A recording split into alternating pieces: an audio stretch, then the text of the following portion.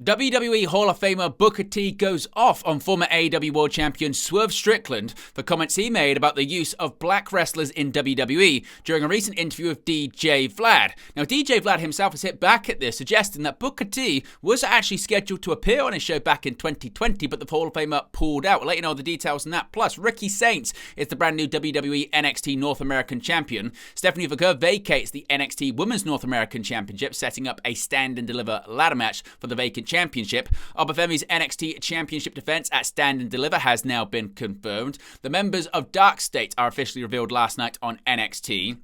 Pretty Deadly appear on the show last night and lend some fashion advice to some NXT stars. Swipe Right have a conversation with NXT Tag Team Champions Fraxium. Andre Chase is sidelined with a rib injury. Several matches and segments have been confirmed for next week's edition of WWE NXT. Pat McAfee is potentially facing legal action over remarks he made on an ESPN show. We got an injury update on Giulia after she lost the NXT Women's Championship. Tetsuya Naito reportedly is yet to renew his contract with New Japan Pro Wrestling. An update on when Asuka and Tonga Loa will return to WWE television. Plus, we have more details on AEW creative plans for Big Bill.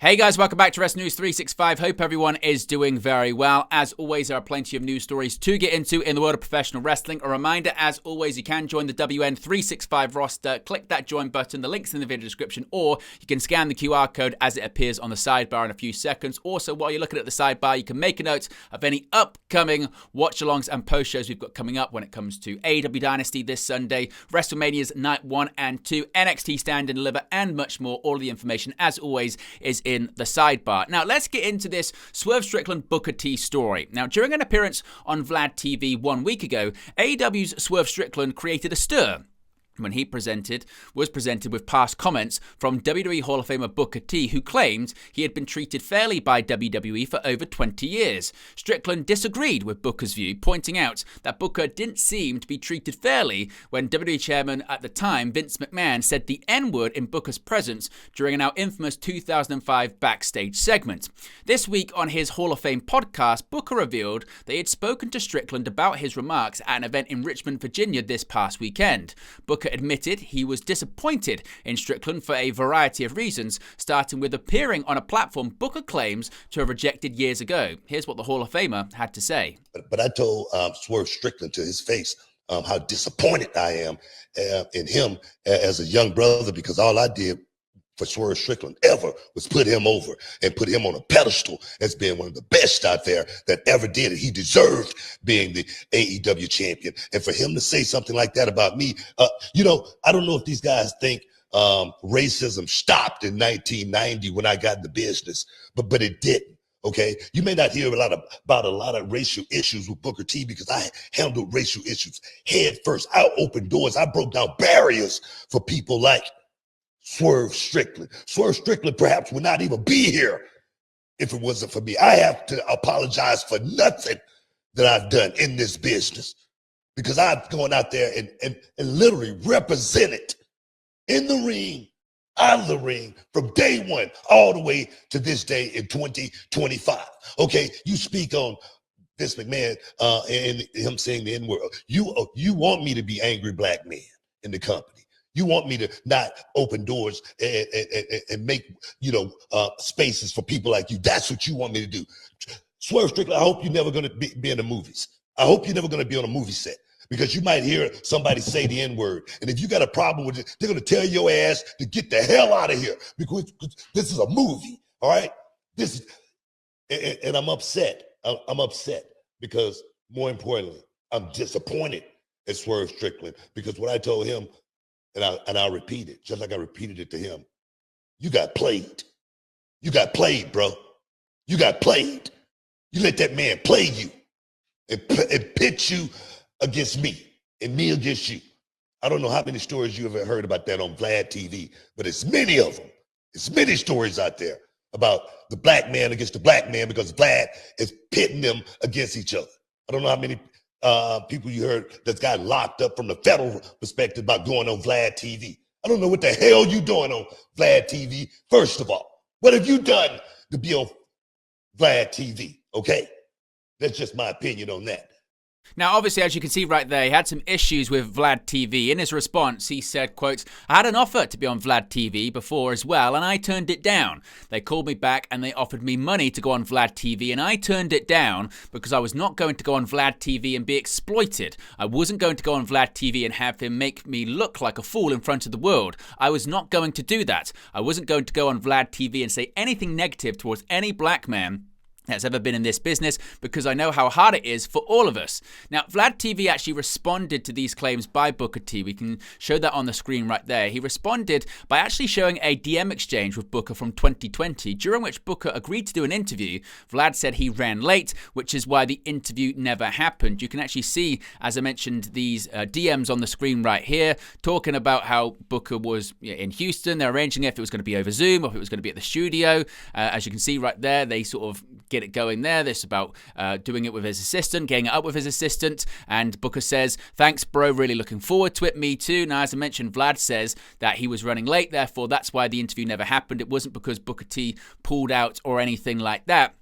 Now, one of the other claims made by Swerve Strickland in this interview with VladTV was the lack of representation when it comes to black wrestlers on WWE PLEs. Now, Booker hit back at this and suggested maybe it's because of talent that some of these wrestlers aren't appearing as regularly on WWE Premium Live events. People like Swerve Strickland talk about, it's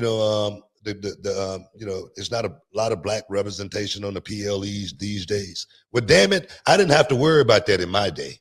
I was on all of them. I was on all the pay-per-views. All right? I was main eventing some of them as well. So I don't know what the hell he's talking about as far as that goes. Maybe it's a drop-off, as far as talent. Maybe guys need to work up to my level, okay? And really, really think about putting themselves in a position and say, hey, man, let's forget about, this black thing, and let's throw it all in and see how good we are. Let's do it the way I did it. All right, we ain't got to start nothing on social media or anything like that. Let's just see how good we are, because I could have sank all the way to the bottom in the WWE, just like so many others did. So many of them. Well, I mean, and more importantly, most of those guys were white guys. I'm just saying, it was about how talented I was, and as far as he is, it's about how talented he is. It's about how talented every other black person that get what they get in this business. Don't just throw a tag on them because they're black. It's ridiculous. It's ridiculous. And for him to speak on something like that and make it about that because he had a bad experience, bro. That's like painting everybody the same way. I don't see it that way. I don't put myself in the category with everybody else. I just don't. Now let's talk about Ricky Starks, now of course Ricky Saints. Following his departure from AEW in February and subsequent arrival to WWE's developmental brand the following day, Ricky Saints is officially a WWE NXT Champion. The former Ricky Starks defeated fellow former AEW talent Shawn Spears for the North American Championship in the main event of NXT, and only his third match in the company. The pair went face-to-face when Spears interrupted a sit-down interview of Saints last week, and the match was made official later that night. Spears was accompanied to the ring by the rest of the culling, including Izzy Dame, Brooks Jensen, and Nico Vance, but they didn't stop Saints from taking him out of the ring immediately after the bell rang. Saints strutted along the ring barricade as he dragged Spears along, but Spears was able to capitalize during a picture-in-picture break where he slammed Saints into the ring steps. Saints hit Spears with a jackhammer from the top rope and rode a wave of momentum until the champion rolled out of the ring, but Saints caught him with a tornado DDT. Back in the ring, Vance distracted the referee and Dame gave the title belt to Spears and he hit the challenger with it. Saints was able to kick out and took out Jensen and Vance before hitting a spear followed by a Rochambeau for the victory. After the match, another former AEW talent, Ethan Page, attacked Saints from behind as he was celebrating his victory. He stood tall over Saints with the championship in hand as NXT went off the air. Speaking of championships here, and there is a vacant title now once again in WWE NXT. WWE NXT kicked off with major news on Tuesday ahead of Stand and Deliver, and it was revealed that double champion Stephanie Vaquer would be relinquishing her Women's North American Championship as long as she gets to choose who will challenge for her NXT Women's Championship at the Premium Live event. Vaquer and NXT General Manager Ava made the announcement, and Ava said that a new Women's North American Champion will be determined in a 6-woman ladder match at Stand and Deliver, with qualifying matches starting that very night. When Vaquer told Ava her one condition for relinquishing the title, Jordan Grace's music hit. She apologized for interrupting Vaquer, but said now that Jada Parker is out of the picture, they can focus on their match. Vaquer defeated Parker to retain the NXT Women's Championship in the opening match of NXT last week. Parker then came out and ran down Grace and asked how she was still there if she was out of the picture. Vaquer said it looked like the woman needed to work things out, and she left the ring as Grace and Parker began to brawl. Officials ran to the ring to hold Grace back from Parker. Now, as far as people that have qualified for this ladder match, Zarya and Kalani Jordan have punched their tickets to NXT Stand and Deliver. Of course, this comes after, as I mentioned, Stephanie Vaquer relinquished the title, and a ladder match will take place at Stand and Deliver. Qualifying matches began immediately last night, and in the night's first match, Zarya defeated Lash Legend to become the first woman to qualify with a spear and F5. Later in the evening, Kalani Jordan would defeat Roxanne Perez to earn her opportunity. Jordan utilized her one-of-a-kind split-leg moonsault for the victory. Jordan became the inaugural NXT Women's North American Champion by winning a ladder match at NXT Battleground in 2024. Obafemi, he's set to defend his NXT Championship in a triple threat match. It was announced during NXT that Obafemi will defend his NXT Championship against Trick Williams and Javon Evans at Stand and Deliver. Since defeating Eddie Thorpe via knockout in their underground match during March, Williams has been making a case for an NXT Championship rematch against Femi. Femi won the title in a triple threat match also involving Eddie Thorpe at New Year's Evil in January. Meanwhile, Evans has been making his own case for the NXT title after blowing off his feud with Ethan Page, winning a New York City street fight at Roadblock, and stamped his place on the main event by taking out the champion last week to close the show.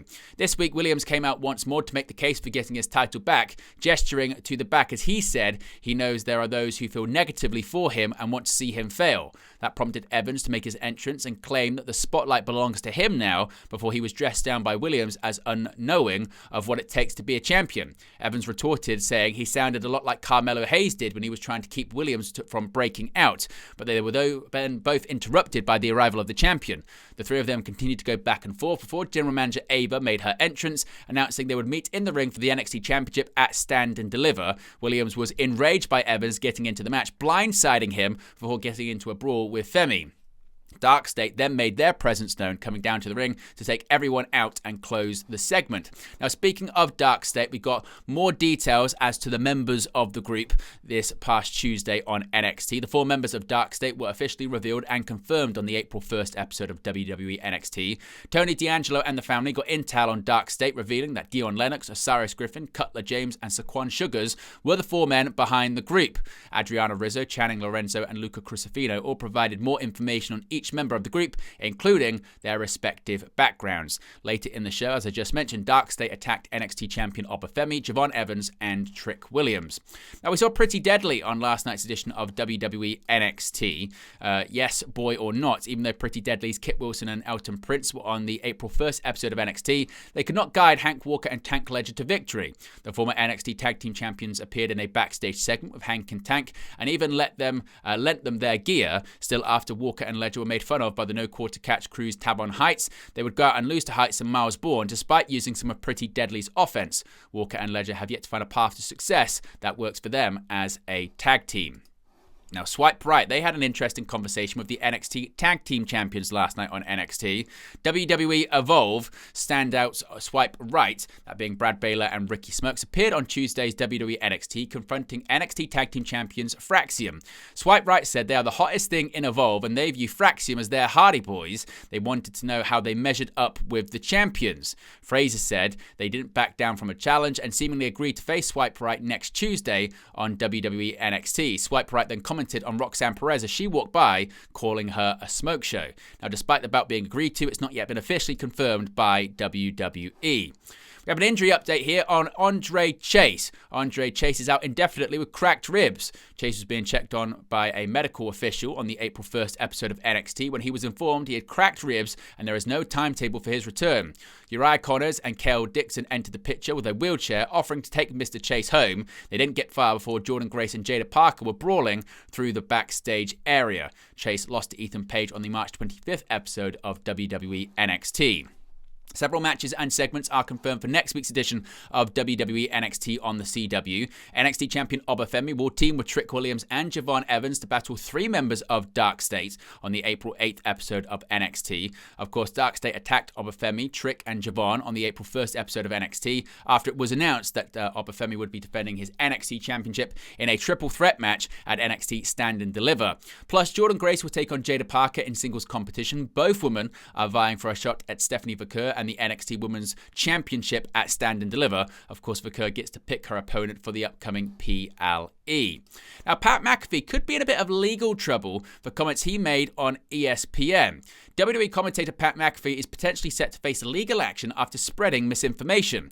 On an episode of the Pat McAfee Show in late February 2025, McAfee spoke on a salacious rumor involving a love triangle between a University of Mississippi student, his girlfriend, and his father, with McAfee speaking of said rumor as part of a tenuous link to NFL scouting. Despite McAfee's use of the word allegedly, the spreading of a rumor on such a widely viewed platform as his show has allegedly caused harm to Mary-Kate Cornett, the girlfriend at the heart of the rumor. Per a report from The Athletic, Cornett's safety online and in person was compromised as a result of the rumor being spread by outlets such as McAfee's show, as well as social media profiles belonging to NFL personalities and hosts from popular network Barstool Sports. Cornett has consulted legal representatives and intends to take action against McAfee as well as ESPN, the network that airs his show. Cornett is potentially looking at filing legal action against others who have helped spread the rumor. Quote, "I would like people to be held accountable for what they've done," Cornett said. "You're ruining my life by talking about it on your show for nothing but attention. But here I am staying up until 5 in the morning every night, throwing up, not eating, because I'm so anxious about what's going to happen for the rest of my life." McAfee has yet to comment on the situation. Now, we have an injury update here on former NXT Women's Champion Giulia. Giulia has been out of action without much explanation as to why. Fightful Select's Sean Rossat followed up this week about Giulia's status after she's not appeared on NXT following her NXT Women's Championship loss to Stephanie Vaquer. Those who Fightful Select heard back from confirmed that Giulia had been at the WWE Performance Center as of late, but had not been participating in classes since the match with Vaquer.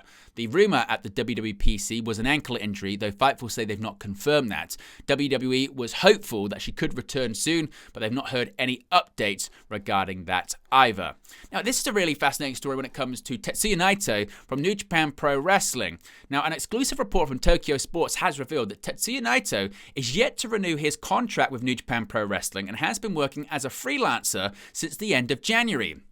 Talks have stalled between Naito and New Japan 3 times, with the 5-time heavyweight champion currently holding tag gold alongside Hiromu Takahashi. Naito, who spoke to Tokyo Sports himself, cited the number of matches wrestled as an issue, explaining, quote, "I understand that I'm being treated as a valuable product, but wrestlers who have time off can do maintenance or even obtain qualifications for after retirement. But wrestlers who are constantly wrestling don't have that kind of time, and their bodies gradually become worn down.